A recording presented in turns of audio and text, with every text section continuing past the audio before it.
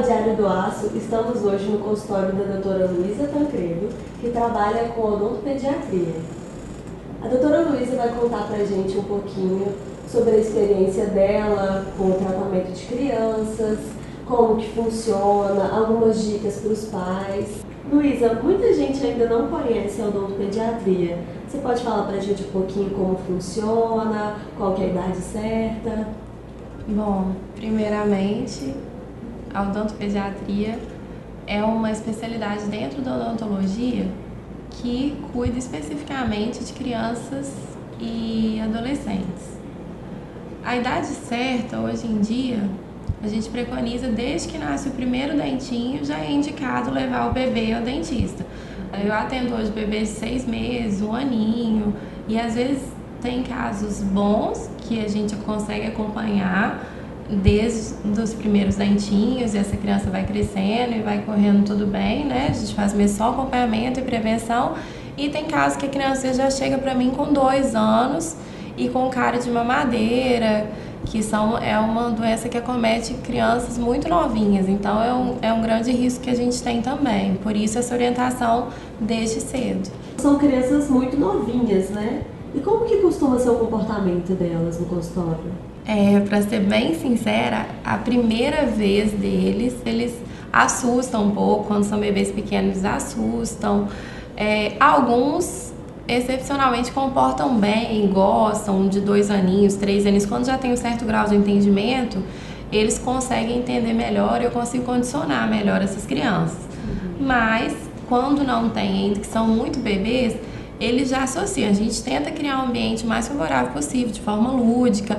Eu tento, quando tem primeira consulta assim, de criança muito novinha, eu tento não vir toda de branco. Primeiro eu atendo e converso igual eu tô conversando com você aqui, para depois levar para cadeira. A criança só vai para cadeira e só na primeira consulta só senta, e os procedimentos é a partir do momento que a criança está condicionada e que aquilo ali está favorável para ela. Tem consulta que às vezes a gente só vai brincar, a criança vai conhecer o ambiente, vai explorar o ambiente. Às vezes estou conversando com a mãe na mesa aqui, a criança está andando pelo consultório, brincando com o bicho, e a gente faz assim para ficar da forma mais leve possível. E mesmo quando a gente tem que usar alguns meios de contenção, a mãe ajuda a fazer essa contenção, se precisar ser feito algo, não é traumatizante para a criança, porque a gente vai com todo jeito e canta música e faz da forma mais divertida possível para que não gere trauma nessa criança futuramente. Tem muitos pais que tiveram traumas na infância porque não receberam o tratamento adequado, da forma certa, e eles acabam passando esses traumas para as crianças. Quais dicas que você pode dar para um pai não passar esses traumas para a criança, saber lidar da melhor forma possível? Tem 2 tipos de medo. Tem o medo subjetivo, que é quando a criança escuta falar alguma coisa, escuta alguém falar que dentista dói, que alguém estava com dor de dente, foi no dentista e doeu, foi sofrido.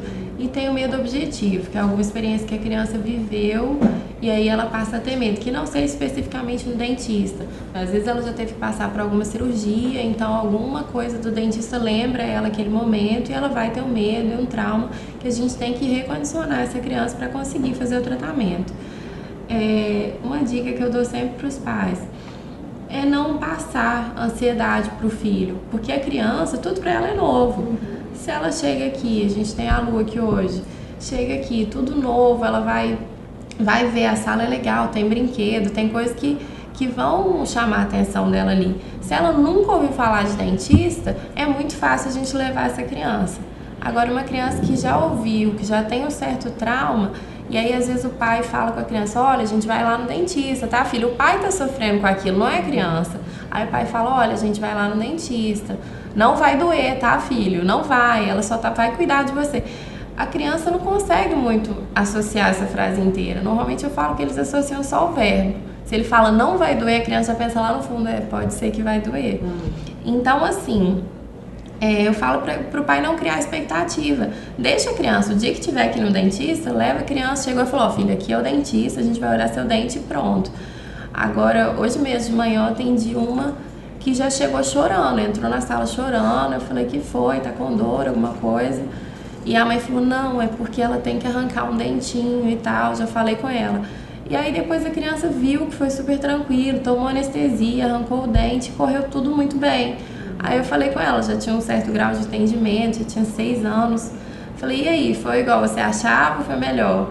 É, tia, não doeu tanto. Falei, eles conseguem levar numa boa, sabe? Ela nem vê anestesia, ela não sentiu dor. É uma coisa totalmente suportável. A gente, adulto, tem mais medo do que eles e cria uma expectativa maior que eles. Umas outras coisas que eu li sobre isso é sobre o pai prometer as coisas em troca de ir ao dentista. Você acha que isso é uma prática que deve ser feita ou que é meio errado? Depende. Tem gente que chama isso de chantagem. Na odontopediatria a gente chama muito bonito de reforço positivo. A criança não sai do meu consultório. Criança que se comporta bem, que eu consigo fazer o que precisa ser feito, ela não sai do meu consultório sem uma lembrancinha, uma surpresa. Isso estimula ela. Criança que tem que fazer um tratamento extenso, às vezes um pouco incômodo mesmo. Ela lembra, aí um dia ela quer levar um adesivo, um lápis. Aí eu falo, olha, hoje só um. Ela fica com aquilo na cabeça, que a próxima vez que ela for, se ela comportar bem bonito, ela vai ganhar outra coisa. Então a gente chama isso de reforço positivo. É uma maneira boa, mas assim, eu falo sempre que os pais não podem mentir. Se ele prometeu dar aquilo ali, ele tem que dar. Se a criança cumprir o combinado, ele tem que dar. E falo também que ele não pode dar se a criança não merecer, porque senão é muito cômodo para ela. Ela vem no consultório, esperneia e não deixa fazer o que precisa ser feito, a gente não consegue condicionar a criança, e aí chega em casa o pai dá aquele prêmio. Aí são duas coisas que eu oriento, não mentir, não falar assim, não vai doer, não, ela não vai usar agulha. Eu falo, olha, se precisar usar agulha, a gente vai usar, se precisar anestesiar, a gente vai anestesiar. Eles fazem na melhor das intenções, porém, nem sempre isso é positivo no comportamento da criança. Às vezes nem é a criança que dá trabalho, né? Tem alguns pais que dão bastante trabalho para o dentista. Como que você lida com isso? Como que funciona no seu consultório? Bom, eu deixo os pais sempre à vontade.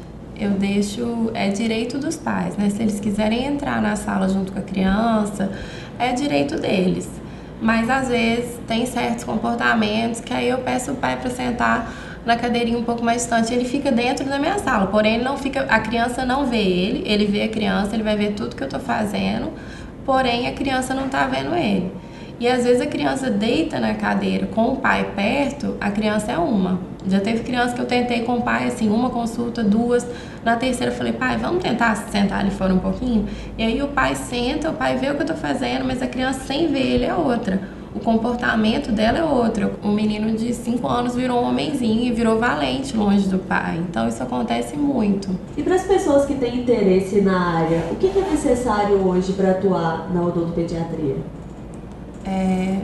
Primeiro, a odontopediatria é uma área do curso de graduação em odontologia. Então, assim, qualquer cirurgião dentista que sai da faculdade já tem na grade a odontopediatria. Então, o cirurgião dentista sai da faculdade já apto a exercer qualquer procedimento na área de odontopediatria. É claro que tem a especialidade, por isso tem curso de odontopediatria, a especialização dura 2 anos. E aí, para você ter o título de odontopediatra, você tem que fazer o curso de especialização em odontopediatria. Esse curso dura em média, depende da faculdade, depende do lugar, dura em média 2 anos. E nesse curso você vai aprimorar seus conhecimentos, realmente. Estamos finalizando então a nossa entrevista com a doutora Luísa. Doutora Luísa, muito obrigada por receber a gente aqui no seu consultório. Eu que agradeço, obrigada a vocês. E com o portal Diário do Aço, você fica por dentro.